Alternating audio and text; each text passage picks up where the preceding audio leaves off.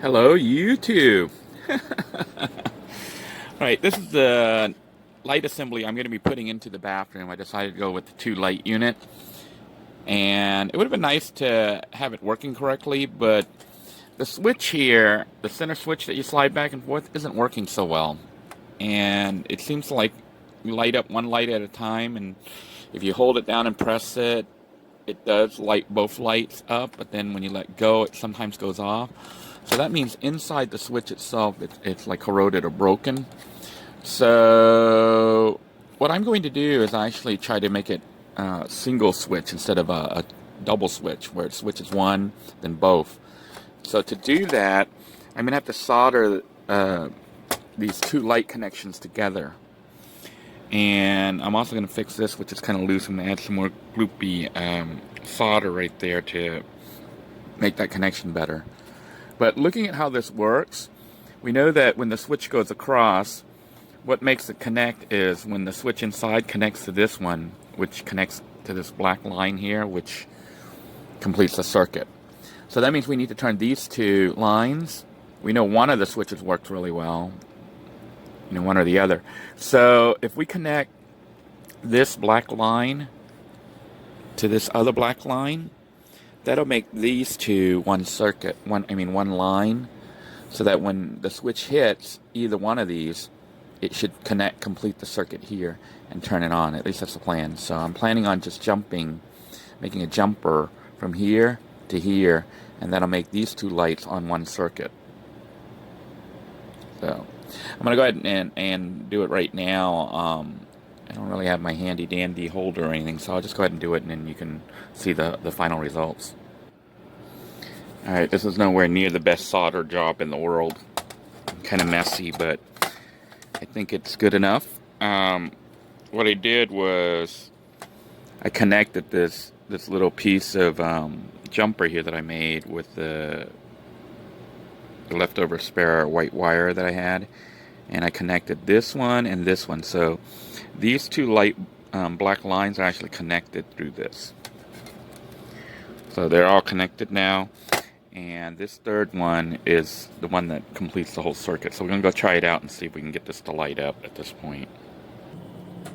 Alright, I've rewired the light to connect to the switch here, and this is all gonna have to be taken apart again until I can get the ceiling up, and then I'll screw it all into place. But we want to make sure everything works. So you can see when I turn on the switch, the fan comes on, but the light isn't on right now, so I need to turn the switch and hopefully it'll work. So let me turn that on. Crap. Let me turn off the camera here and put that back on there and then reset everything here. Alright, I flipped the switch, and I had to mount it on here to hold it up because the weight hanging on the wire was too much and it was falling apart. But this is just a temporary hookup, and I do have the switch turned on. So now when I turn the switch, both lights come on and the fan comes on. So now I won't be able to turn the fan on without the lights being on, unless I guess I could switch off the lights separately, and I'll switch both lights. But this will make the bathroom very bright. I wanted it not to be so dark, and I wanted to move the light from being over here where the water would be to a little bit here on the edge. So I'm gonna have one side sticking out over this shower cover assembly, and the other side towards the shower, so you're not trying to shower in the dark. And I think this will give us enough adequate lighting here with both of them working, and the bathroom is ultra bright now. And I wanted to do that because the bathroom's a small room, and I think only having one light in there, it felt kind of like a cave. And now having 2 lights, I think it'll be a lot brighter. So we'll see what happens when I try to get everything back together. Alright, said I'd do a follow-up video to show you guys briefly how everything went back together. I was able to get the light working on one switch so I can turn it on and off. And I did put up the ceiling panel.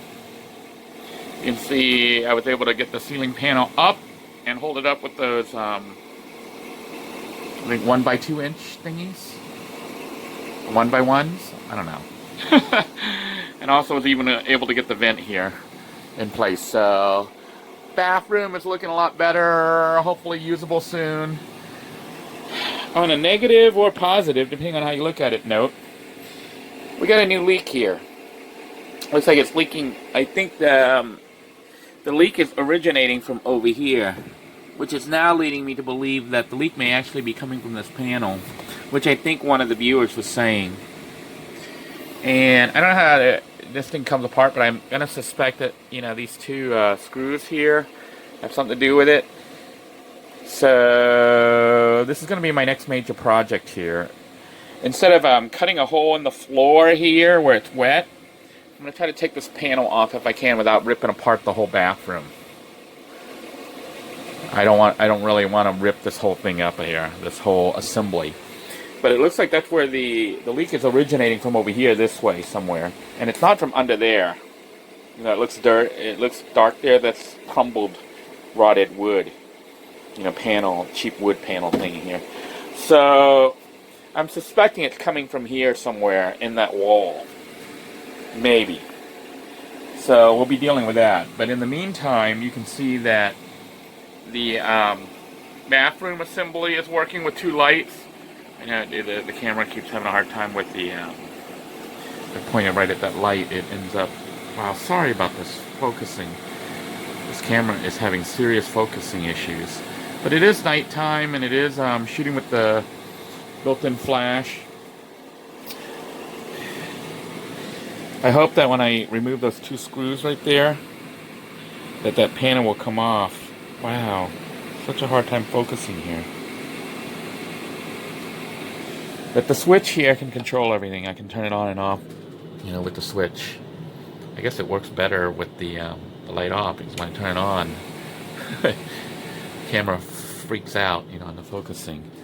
This is with the built-in light, which evidently makes it easier for the camera to focus than when it has the other light running. So hopefully we'll be able to fix it. I don't know exactly when I'm going to be able to work on it, but getting this up here was kind of a pain, because, you know, I had cut it at just the right size, and then I had to measure where this opening went. But I was able to get it to fit, luckily, on the first try. And then to hold everything in place, I used those 1x2s just on the edge. That's all that's holding it. And it's pressed up there. It's not super tight. You can see there's some looseness here. That's okay, though, I suppose. And then I screwed this in. It's not even flush, but it's good enough, I think. Just hoping moisture won't go in there and cause a problem later, although it could. I can see a potential problem with moisture coming in. Hopefully, though, when you're taking a shower, it's not, you know, spilling over. This water thingy here for the shower has a missing knob here. I guess this, I don't know if you're supposed to pull that or turn it to make it work on the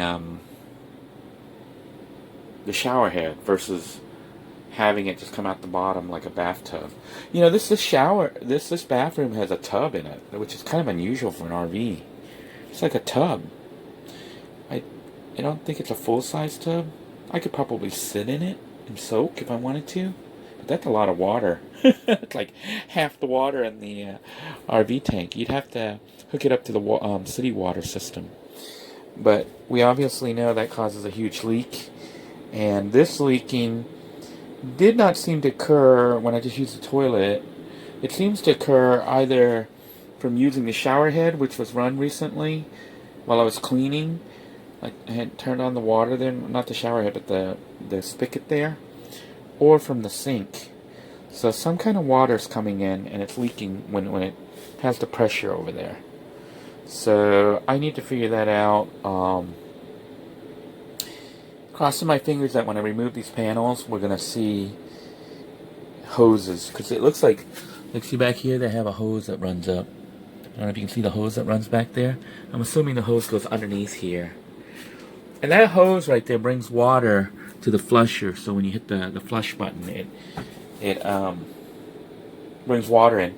So the assumption is that there might be some kind of joint over there that splits the water off. And maybe that's what's loose. So I will take that apart before I cut the floor open, because I'm hoping I don't have to cut the floor open. In the meantime, if you guys know where I can get this, well, I don't even know what that's called. What is this called? This little knob that goes on the I guess it's the shower. What is it? Faucet? And I don't know how you would order that other than go to a scrapyard somewhere that has RVs and try to find a replacement piece. Because there's not one here on the regular sink, but there's one there. And what's weird is these RV sinks and stuff, they're like not normal. They're not like a regular kitchen one. I mean, you know, not kitchen, but bathroom sinks and stuff. They seem to be specialized for RVs only.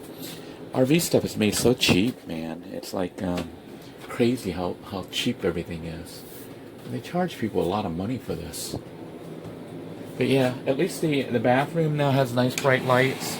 It's got dual lights, and it's designed so that even when you shut the curtain here, you'll have lights on this side as well as the shower side. I just need to clean everything out and make sure patch any holes or anything like that, and then of course get the system working so the bathroom can truly be used.